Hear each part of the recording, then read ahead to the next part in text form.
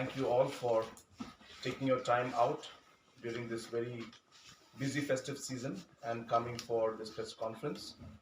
I also would like to give my compliments of the season to each and every one of you. Today, I had visited Makhel village. There was a Mao Student Union's 88th anniversary and conference was held out there.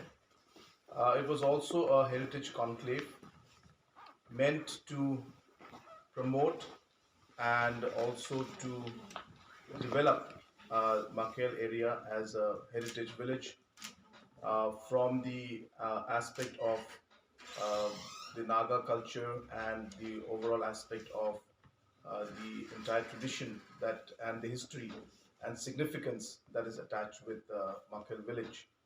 And it's a very positive move. It is an objective. The objective is to really get back to the grassroots and also get back to the identity. And the Mao Students Union and the local villagers have taken the initiative to promote that. And so, along with the 88th annual conference, this Makhel Heritage Conclave also was held. I was invited there as the chief guest for today's program, and along with me, the Deputy Chief Minister of Manipur and the local MLA and other ministers were also present. It was a very positive meeting, and there were a lot of participants from all over. While returning, I decided that I will stop over and meet some of the party leaders. So after this, I will be going to the party office and just interacting with our party leaders. As you also know that elections are there in Manipur. So after the conclave, we also had a brief meeting with some of the senior party leaders from Manipur State Unit of the NPP. And following that, as I said, while returning back to Guwahati today and proceeding to Delhi tomorrow for the annual budget discussion along with the finance minister tomorrow, I have decided to stop here and meet all of you and also the party leaders. So this is a small brief of my visit to Manipur and to Nagaland, and I'm open for any questions if you have any. Thank you very much. Repealed, and considering the internal problems and issues that is present right now in the state. You see, one cannot say that there can be a solution in one go. We are not neither claiming that things will be okay or not with something which really is difficult to say for us right now. But definitely ASPA is not helping. That's what we're trying to say. Can we solve everything if ASPA is not there? We can't say. But we know for sure that ASPA is not helping the entire situation. So that's really what our point is. When we're looking at a situation like this, we need to understand that that insurgency is a result of a lot of other socio-economic problems. So here we are trying to address insurgency, which is a result of the socio-economic problems, by using military force. So therefore, the entire process of finding a solution to the problem, I feel, is not in the right way. So we need to have, of course, security measures. We need to have force as and when required, but not in this form. It cannot be in this form. Number two, it has to go hand in hand with other socio-economic activities, which will build up the overall economic avenues for the people. Third and most important thing is that there needs to be trust between all the stakeholders. So therefore, repeal of the ASPA at this point in time would create a very strong message for trust and confidence building, and the trust deficit which may be there present right now could to some extent be brought down, and some confidence building could come up, which is very important when we are talking of resolving situations like these. And therefore, as I said, we are not saying that whether we are ready or not to handle the situation if it is repealed. But as I said, we have clearly seen in the last many decades that ASPA being there has not really helped. It has really been counterproductive in many sense.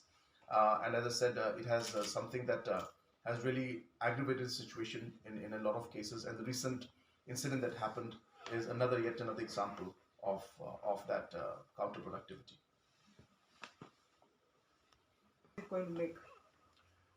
Yeah, I'm not sure about this part. Well, I'll take your word for it that they are going to change. But you're right that it's just a superficial kind of a move, and it's not really going to have the real impact at the grassroots level.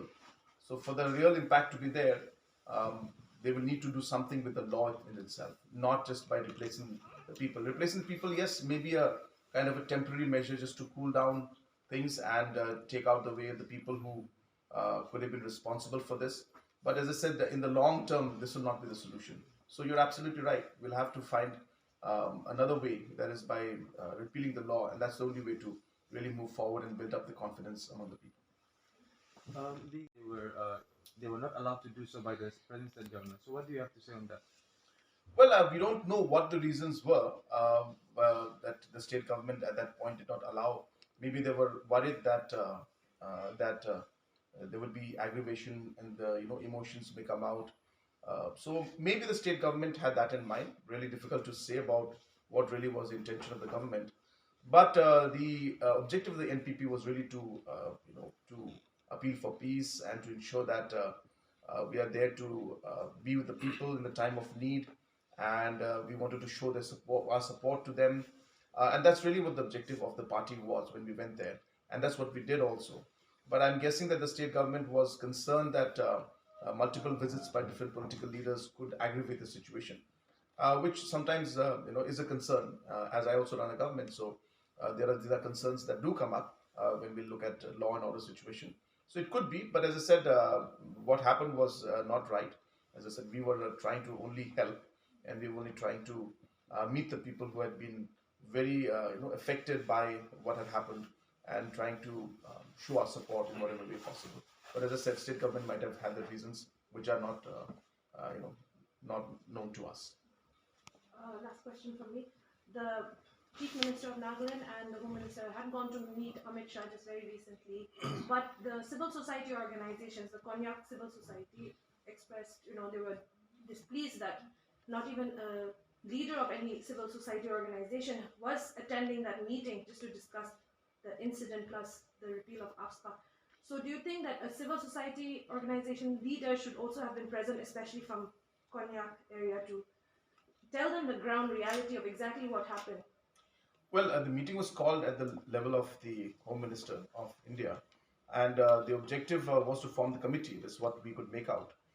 So really, it's difficult for me to comment on what were the reasons why they did not call the civil society. But you're absolutely right. Ultimately, when we want to resolve an issue like this, without having the stakeholders and the community and the civil society being part of this, we will never be able to find an acceptable and a long-lasting solution to this. So why they didn't call is difficult for me to say, but they should have called. And I'm sure if they have not called, then I'm sure there will be an exercise where they will call civil society, and they should call. And I will be visiting Delhi, as I said, tomorrow, and we're meeting with the finance minister. And also I'll be meeting, I have sought an appointment with the Home Minister. I will be also personally briefing the situation which I've collected and gathered information from Nagaland regarding the incident. And I would also brief him from my side on the situation that is prevailing out here right now. You see, one has to understand where we're coming from. Now, for many, many years, we have been producing documents from our side, and Assam has been producing documents from their side. And the meetings always ended with status quo as the final decision. What we have felt is that we need a new approach. And for a new approach to be there, we feel that we need to have different yardsticks now. So first is that we felt that the will of the people is important. We need to understand what is it that the people living in that area want. We need to understand what about the contiguity. Is it a Khasi population, or is it a Raba population, or is there a Nepali population, an Assamese population? We need to see that contiguity in terms of villages and the ethnicity out there. We need to see what ethnicity, in fact, lives out there. We need to see what are the aspects of administrative convenience for the people living in that area. So we decided that we need to go broader than just simply historical facts, to really look into more micro details of the problem. And that's when we started things. Now, the areas where we went to in West Khasi Hills, out of the 36 in the list that we have, that in 3 locations, Gizang, Tarabari, and Hahim, there are 36 villages according to the Meghalaya records. And out of these 36 villages, approximately plus minus, I could be wrong by 2-3%, approximately about 3-4 villages, to say maximum 5 villages, are non-Garo, and rest are Garo villages, which means they are more towards Meghalaya in terms of ethnicity. Though there are Garos in Assam also. So it is just a kind of extension of that aspect, and the people living in those areas, since are more Garos, they have expressed their desire. So that is the background of what happened. Now, the question of we going and mobilizing or the thing does not arise. I've explained this to our counterparts in Assam that there is absolutely no question. We are trying to find an amicable solution. We will respect each other. We will ensure that we always do what is best in the interest of the people living in those areas, and also in the interest of ensuring that we find a long-term solution, because we feel that people in the border areas have suffered too long.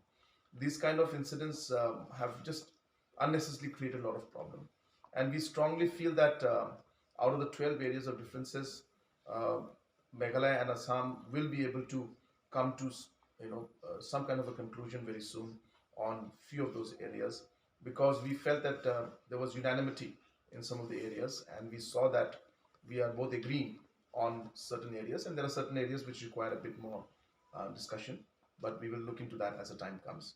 So I just thought I'll give you a broad idea of the circumstances under which these are happening, so that you don't get the wrong context. So that's the whole history. And as I said, I repeat that there's no question of Meghalaya or Assam or anybody trying to influence the people. The people have their own mind. They will make their own choice or decision. And the state governments and the chief ministers will sit down and take a final call on how we move forward. One more question. The state NPP have condemned the statement given by the Union Home Minister Amit Shah in the Parliament. So what do you also have to say on that regard? The statement given by the Union Home Minister. Yes, the statement that was given mentioned about the fact that they have tried to stop the people, and of course they didn't stop. Is that what the statement that was given? But we clearly heard from the individual one of the survivors who was there, who clearly stated from the grassroots, he was right there, of course, when it happened, and they were fired upon. And he clearly mentioned that that they will never stop. They were never asked to stop. So there clearly seems to be some kind of incorrect message that has come in, an incorrect statement that has been laid. So therefore, definitely, this is something I will bring to the notice of the Honorable Home Minister. As I said, I'm sought an appointment to meet him, and I will bring this to his notice. So these are the points that I've collected from my side, which I need to bring in. But yes, the fact remains that that they were not asked to stop is what the statement from the people. So do you feel that the Union Home Minister should take back his word? Yeah, I'll be speaking to him about that. It's something that I will be talking to him once I speak to him and discuss with him.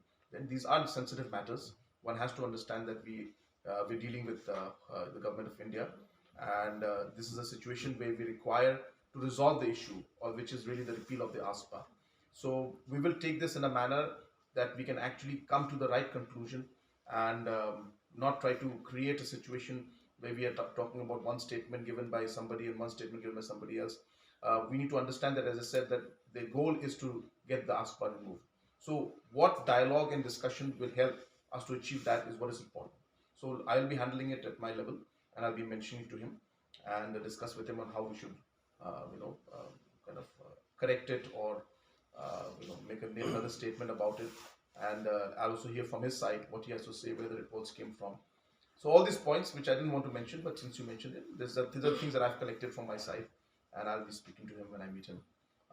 Hopefully, I'll be getting an appointment on the 30th meeting.